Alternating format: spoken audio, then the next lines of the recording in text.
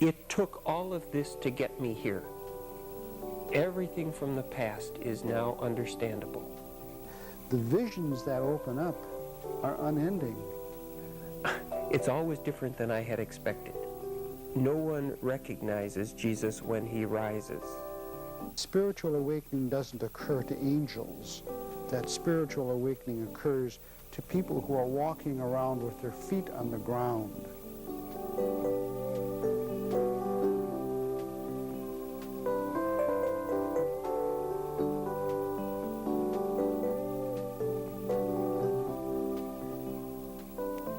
Walking the 12 steps and getting to know Scripture has brought fresh insights and experiences of personal growth to George Mann and Dick Rice.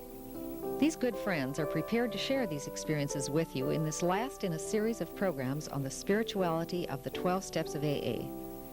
Dr. George Mann is the medical director of St. Mary's Chemical Dependency Services in Minneapolis. Father Dick Rice is the director of Loyola's Spiritual Direction Center in St. Paul, Minnesota.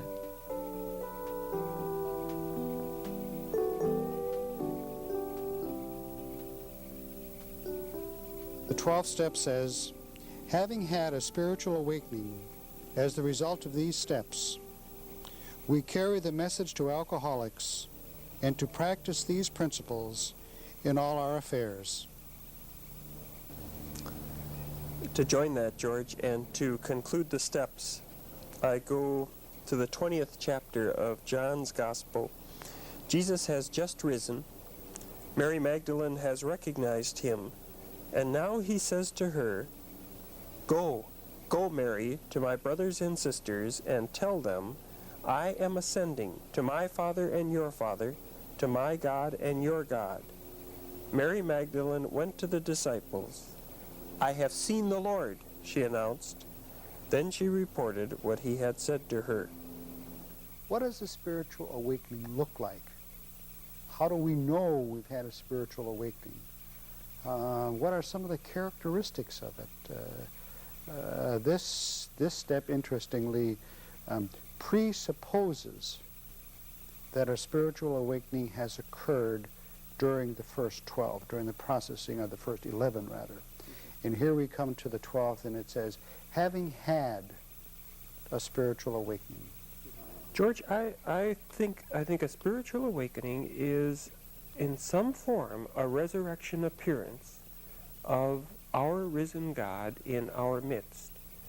And I'd start us anyway by saying that I think a spiritual awakening looks like what all the resurrection appearances of Jesus look like. If you read closely through all four of the evangelists, there are some pretty common characteristics to a spiritual awakening. Maybe we can dig into one or another of these, but there are five that I'm quite aware of. One is that Jesus comes when and as he wants. I'm very aware that I didn't wake myself up. Jesus wakes me up. My higher power wakes me up. Secondly, it's always different than I had expected. No one recognizes Jesus when he rises. So there's always a note of my expectations were reversed of the way I thought it would go. Third, there's always a moment of my Lord and my God. I wake up to the fact that God has brought this about. That moment of Thomas, my Lord and my God. Fourthly, there's always a realization that it took all of this to get me here. Everything from the past is now understandable when I've had a real spiritual awakening. That's why I was asleep so long. Now I wake up. And finally, I want to carry the message. When Jesus rises, everybody wants to run and tell that he has risen and they've had an experience of him. So let's dig into those, one or another of those a bit, in terms of spiritual awakening.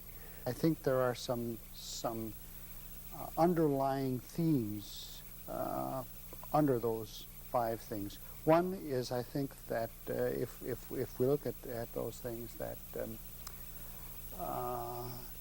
these 12, these disciples had worked long and hard to come to the point where a spiritual awakening could occur. There were some who resisted it. Even though they had worked hard for it, they resisted it. Thomas, said, not until I get my fingers into the wounds, am I going to accept the fact that a spiritual awakening is imminent, that it is occurring. I think one of the other things that's important is that we cannot presuppose what will happen to us during a spiritual awakening. You pointed out very accurately, Jesus was not recognized when he did appear. We don't know what Jesus looked like. We don't know whether Jesus looked the same every time he appeared or not. But certainly he was not recognized by these people who had spent much time with him and knew him very well. And so the form of the awakening can be wide and varied. I'm amazed in something like Al-Anon how I had thought the awakening was that those who were chemically dependent would wake up to that fact. And I find I wake up to all kinds of realizations, some of which I like and some of which I don't. But to a large extent, I thought I was getting into Al-Anon so that others could be fixed. And I found, oh, this is very different. So, excuse me, but... Well, I think carrying on that, that there's a sense that spiritual awakening, may occur in the minds of some if someone decides to stop drinking, to stop gambling, to stop using drugs. And I think that what we have to recognize that all of those kinds of things, the waking up to the fact that somebody is an alcoholic, those are all preludes to what the awakening is. Those are part of laying in the groundwork, getting ready for that process, that period of discipleship, if you will, where the learning, where the getting ready of the awakening occurs. Well, stay with that. What would you say then one awakens to, or what does the awakening look like in your experience? I think the awakening has several parts to the awakening. One is that I'm awakened to the fact that all of the things of my life have pulled together toward a deeper understanding of who and what I am. And coming to that understanding of who and what I am is a part of that awakening. The recognition of my basic goodness. The recognition of my being a part of God. The recognition that in some mysterious way, my humanity, with my feet of clay, with my limitations, are tied intimately to that infinite part of me, that part of God. And the recognition and the getting comfortable with that, the ongoing deepening knowledge of who and what God is, my knowledge of God, my conscious contact with God, the recognition that this universe that we live in, this world we walk around in, with all the people and the things and the mysteries and the magic of it, are all part of that spiritual awakening. That spiritual awakening doesn't occur to angels. That spiritual awakening occurs to people who are walking around with their feet on the ground. I think those are the part of spiritual awakening that I think is important. The last thing you said reminds me of the climax of Our Town, when Emily comes back from having died and gets one more day back among the living, when she has awakened now to the full meaning of everything, from a cup of coffee to her baby. She'll say, "Oh, Earth, you are so marvelous. You are so marvelous."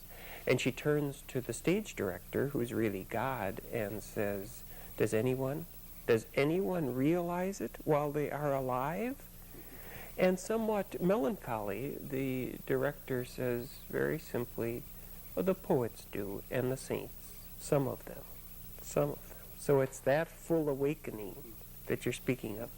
It's that deepening of awareness, the deepening of awareness. I think the Our brothers in Zen have really worked on that and brought it to almost a level of perfection where seeing a single leaf or a bird or some very simple thing and really discover the essence of that and not just the superficial appearance of it. And I think that's what Emily discovered about the cup of coffee. She discovered the essence of what it's all about. I think another part of this step that's very important is, and it's a word I think that is overlooked by a lot of people who look at the step, and that is the word tried. We tried to carry the message. You don't have to succeed. It isn't an exercise in perfection. It isn't an exercise in conversion. It's an exercise in, by my living out of my values, of my recognition of who and what I am, and the willingness to share that with others, and then to allow God to act in that. And to act on their behalf if God is going to act. I take great consolation and great stock in some of the resurrection moments and the conclusions of the resurrection stories in the evangelists, where, well, here, for instance, on their return from the tomb, they told all these things to the 11 and the others. The other women with them also told the apostles, but the story seemed like nonsense, and they refused to believe them. We've never been very quick to believe our women. Would that we were. Peter, however, got up and ran to the tomb. Stooped down, could see nothing but the wrappings. He went away full of amazement at what had occurred. But here are the women trying to tell the message. It's not heard. It's not responded to particularly. The stories seem like nonsense, as it will. They're carrying the message. They're trying to carry the message, but they realize it's not for them to convert the others. They can't make Jesus rise for the apostles. Jesus is going to have to rise for them when and as he will. So they're not out to convert them. Carrying the message is not conversion. Is that your experience too? Yes, and you know, a phrase in that it seemed nonsense. One of the very first AA meetings that I ever attended in my life, there was a man who stood up at the meeting who was a middle-aged, well-dressed, obviously very intelligent, articulate, well-educated man, and I was just an absolute novice, knew nothing about anything. And this man stood up and said, I thank God that I'm an alcoholic. Now, if I ever heard nonsense in my life at that point, that was sheer, utter nonsense. It was sheer, utter nonsense spoken with great honesty and great humility.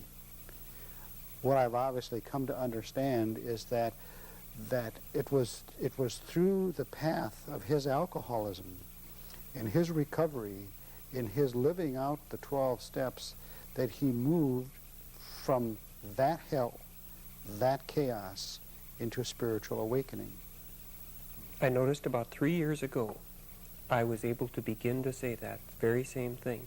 Thank God for the alcoholism in our family. I wouldn't trade it for anything in the world at this point. And people have challenged me on that and said, well, what are you grateful for? And I've said much as he said. I'm grateful for how close it's brought our family, as all have chosen to deal with it. I'm grateful for the gifts that I have received, even though they came wrapped in alcoholism, from some very gifted people within my family. I'm grateful for seeing early enough the care I have to take of my own life, that I have to be working these steps, because I'm one who could easily catch the illness of alcoholism. I think so as not to focus and say, you know, that this step or these steps are for alcoholics, that when we talk about carrying the message, the step says, we carry the message to alcoholics. Obviously, the step is not limited to alcoholics, and that is simply a group, the group who out of the work of those who put together these steps were the first to benefit by the 12 steps. Obviously, since that time, those who have benefited range way beyond that population that's limited to alcoholism. And so, if people want to grow, if people want to deepen their relationship to God, if people want to increase the depth of the knowledge of themselves, if they want to experience serenity, tranquility, the sense of rootedness, becoming in touch with reality, that is the message to carry. That is the message to carry. I think one of the mistakes that people, might think is to say, well, if we're going to carry the message to alcoholics, what the message is that alcoholics have to stop drinking. And I think it is so much more than that, so much more inclusive, so much more profound, so much deeper, and I think the carrying of that message, how do we do it? How do we carry that message? And I think that speaks very clearly on all the 11 steps leading up to the 12, and that is we carry the message by our example. We carry it by who we are and what we are. We aren't out on soapboxes. We aren't out proselytizing. We aren't out to make converts. God spare us convert makers. But it's who and what we are and how we live it and how we live it out. And I guess the final thing that is so critical in the steps, it says, in all of our affairs. In all of our affairs. I want to stay with that, but before that, no one said it to my knowledge better than Claire Booth Luce said it so succinctly at one point. She said, who you are is speaking so loudly to me that I can't hear what it is you're saying. Exactly, I think, what you've been speaking of. Now you take that inclusion, and let's move to the inclusion of all of our affairs. What you're indicating already is how this step kind of wraps it all up, includes all of our lives. So let's move to carry it out in all of our affairs. I've been amazed at how just when I'm working the steps in one area of my life, like my use of food, it soon reveals that I could be using it in terms of my relationships, or that I could well benefit from using it in terms of my exercise and my physical care of myself. I think one of the problems is that I think people very frequently tend to shortchange themselves in living out the 12 steps in all of their affairs. And that is the very limited goal.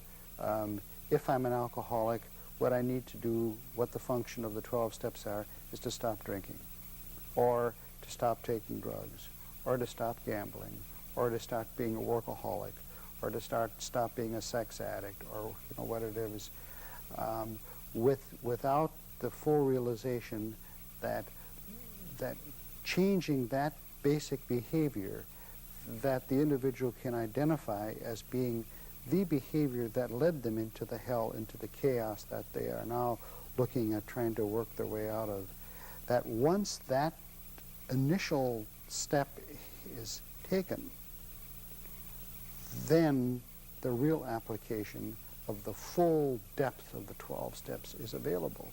In all of their affairs. In all of their affairs, so that, kind of going back to the traditional example of the alcoholic, that that their affairs include how they take care of themselves, how they build balance into their lives, the whole issue of work, recreation, family, friends, physical health, smoking, eating, exercise, all of those things. that's all personal caretaking, then how about their families? You know, what do they do with their families? How are they with their families? How are they at work? How are they at work in applying the principles, the virtues of compassion, justice, mercy, all of those things? Their responsibility to their communities, being an active, participating community member. How, as you have repeatedly spoke, how they treat the earth, how they treat the creatures of the earth. All of those things, that's all our affair. George, I get tired even as you speak. You've given me enough for a lifetime. Does it ever end? No.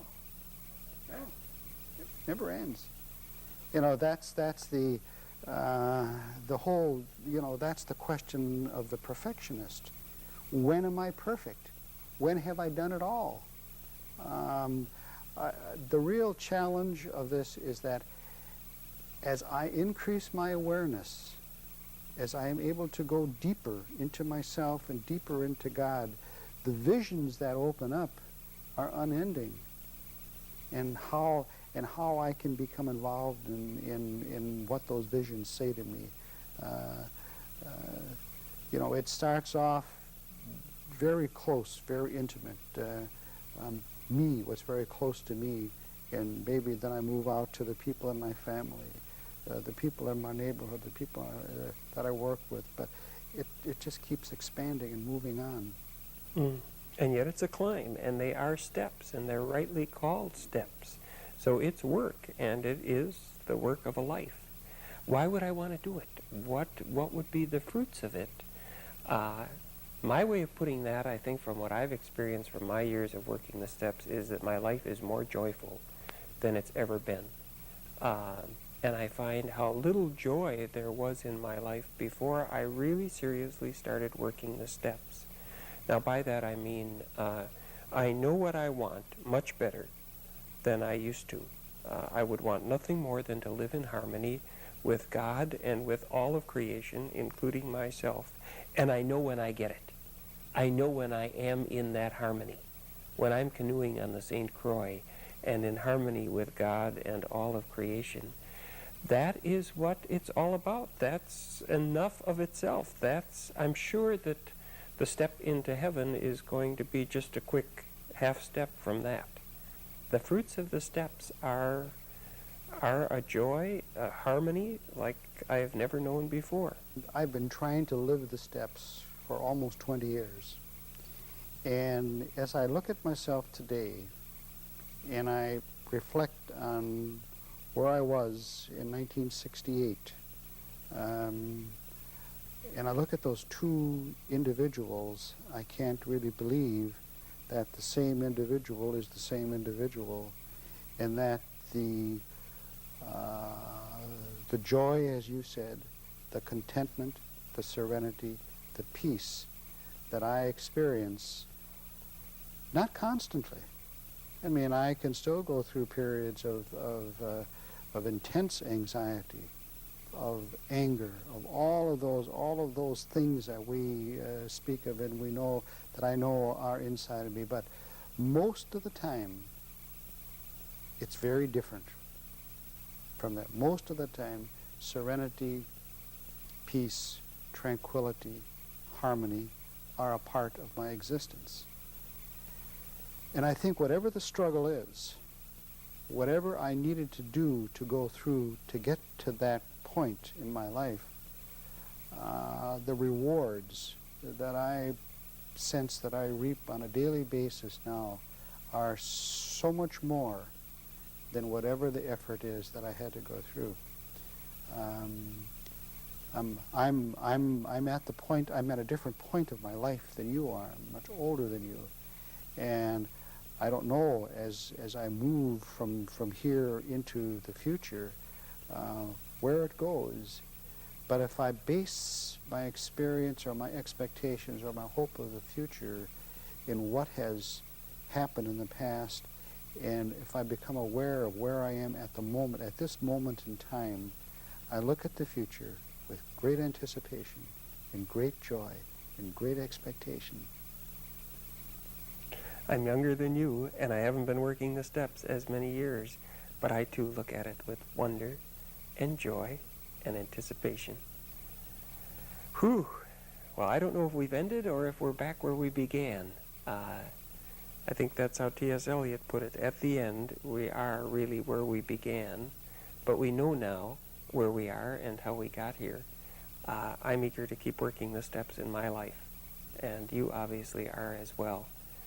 We finish a series together, and I would like to conclude it with the prayer that has been ours, I think, all the way through, from the words we used at the very beginning.